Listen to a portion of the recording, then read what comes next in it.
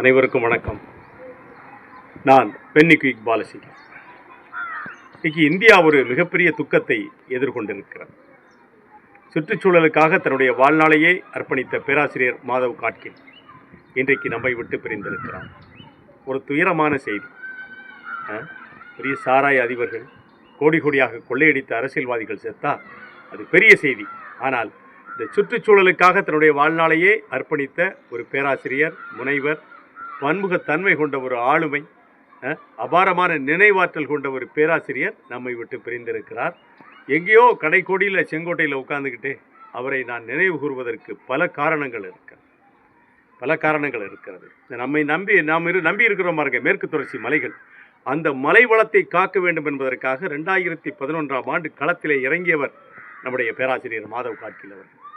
2011 2010 ஆரம்பித்து 11 வரைக்கும் ஓராண்டு காலத்தில் நர்மதை தபதி நதியினுடைய தெற்கு முகத்துவாரத்திலிருந்து என்ன செய்கிறார், பயணத்தை ஆரம்பித்து இங்கே கன்னியாகுமரி மாவட்டம் பாரசாலையில் வந்து அந்த பயணத்தை நிறுத்துகிறார்.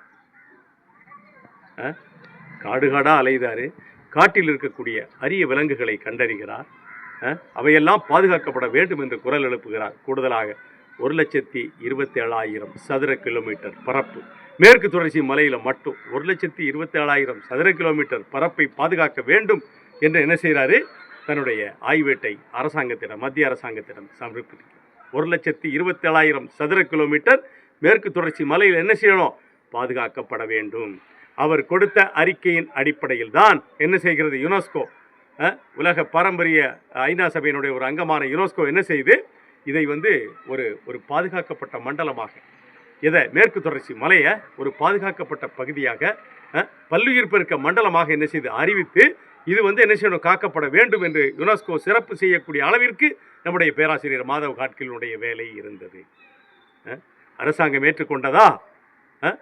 பேராசிரியர் மாதவ் காட்கில் அளித்த அறிக்கையை அரசு செயல்படுத்தி இருக்கும் என்று சொன்னால் வற்றாத ஜீவ நதிகளாக மேற்கு தொடர்ச்சி மலையிலிருந்து அவ்வளவு கிழக்க ஓடி வந்துடும்.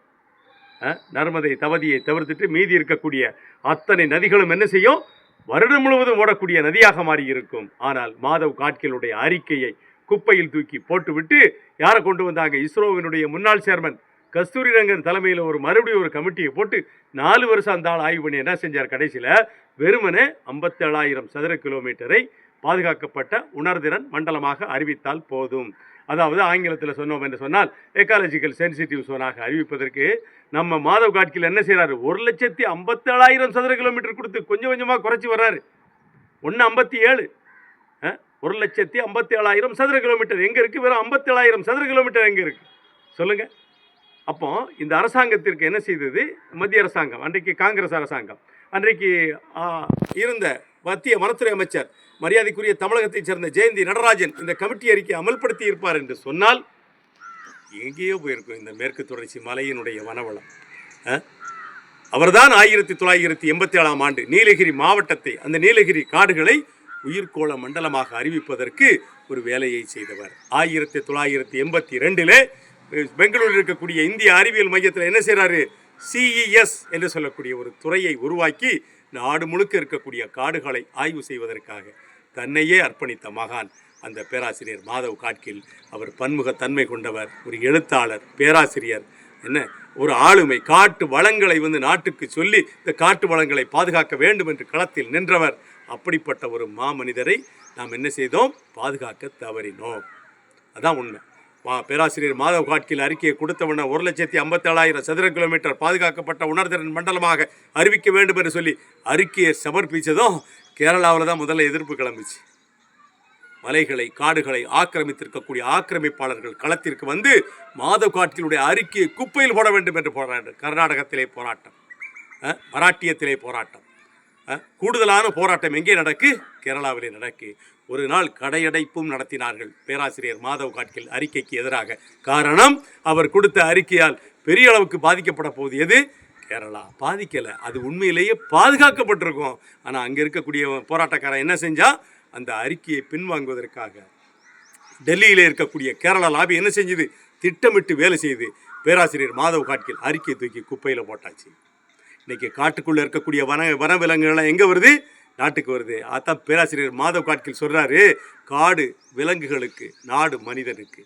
காட்டை செம்மையாக வைத்திருந்தால் காட்டுக்குள்ளேருந்து வனவிலங்கு நாட்டுக்கு வர வேண்டிய அவசியம் என்ன இருக்குது அப்படின்னு சொல்கிறாரு ஐயா. எப்பேற்பட்ட ஆள் இந்த காலத்தில் கிடைக்குமா? கிடைக்குமா? 1 கோடி ரூபா கையில் இருந்துச்சுன்னா என்ன செய்கிறான்? காட்டுக்குள்ளே 10 ஏக்கரை வாங்கினா உடனே பார்க்கலாம் கட்டுறான், ரிசார்ட் கட்டுறான், அங்கே போய் குடியேறிடுறான். காடுகளை காடுகளாக நாம் வைக்கவில்லை. மேற்கு தொடர்ச்சி மலையில் இருக்கக்கூடிய மேகமலை 6 ரிசார்ட்டை போட்டுவதற்காக மாதவ் காட்கில் அறிக்கை அப்படியே தூக்கி உள்ளங்கையில் தலையில் ஏற்றி வச்சுக்கலாம். முற்றாக இன்றைக்கு மேற்கு தொடர்ச்சி மலை சீரழிக்கப்பட்டு கொண்டிருக்கிறது. நீலகிரி மாவட்டத்துக்கு போய் பாருங்கள், கொடைக்கானலுக்கு போங்க, குப்பை மேடு எல்லாம் குப்பை மேடாக ஆக்கி வைத்திருக்கிறோம். நான் பொல்யூட்டட் ஏரியா மேகமலை இன்னைக்கு எப்படி இருக்குது? கொழுக்குமலை உலகத்திலேயே 8200 அடி MSL maximum sea level Kolukkumalai, Bodinayakkanur taluka, Theni மாவட்டம், தமிழ்நாடு. அந்த கொழுக்குமலையை கூட என்ன செய்யலை, நாம் விட்டு வைக்கல. The highest tree plantation in world Kolukkumalai விட்டு வைக்கல. அடர்ந்த காடு மீசப்புலி மலை விட்டு வைக்கல. எங்கு பார்த்தாலும் மனிதனுடைய சுக வாழ்க்கைக்காக, சொகுசு வாழ்க்கைக்காக காட்டை பயன்படுத்தக்கூடிய காலத்தில் மாதவ் காட்கில் நம்மை விட்டு பிரிந்தது ஒரு பெருந்துயரம். நமக்கு மட்டுமல்ல, இந்த காடுகளில் இருக்கக்கூடிய லட்சக்கணக்கான உயிரினங்களுக்கு அவர் என்ன செய்தார்? வக்காலத்து வாங்கினார் என்கிற ஒரே காரணத்திற்காக அவருடைய அறிக்கையை குப்பையில் தூக்கி போட்டது காங்கிரஸ் கட்சியினுடைய அரசாங்கம். அதனால் பேராசிரியர் மாதவ் காட்கில் அவர்கள் நம்மால் மறக்க முடியாதவர், நாம் நெஞ்சில் வைத்து கொண்டாடத்தக்கவர். எப்படி நாங்கள் கர்னல் பென்னிக்விக், முல்லை பெரியார் அணையை கட்டிய கர்னல் பென்னிக்விக்கை நெஞ்சில் ஏந்தி இருக்கிறோமோ, அதுபோல் நாங்கள் பேராசிரியர் மாதவ் காட்கிலையும் நெஞ்சிலே ஏந்துவதற்கு அணியமாக இருக்கிறோம். அவருக்கு இந்த நான் சார்ந்திருக்கக்கூடிய அமைப்புகளிலிருந்து, நான் சார்ந்திருக்கக்கூடிய சங்கத்தின் சார்பாக பேராசிரியர் மாதவ் காட்கில் அவர்களுக்கு செம்மாந்த புகழ் வணக்கம். அவருடைய புகழ் இந்த உலகம் இருக்கும் வரை நிலைத்திருக்கும். நான் மட்டுமல்ல, மனிதர்கள் மட்டுமல்ல, காடுகளில் வாழக்கூடிய அத்தனை விலங்குகளும் அவருடைய மறுமைக்காக, அவருடைய அந்த சொர்க்கத்திற்காக எல்லாவும் பிரார்த்திக்கும் என்று சொல்லி நிறைவு செய்கிறேன். நன்றி, வணக்கம்.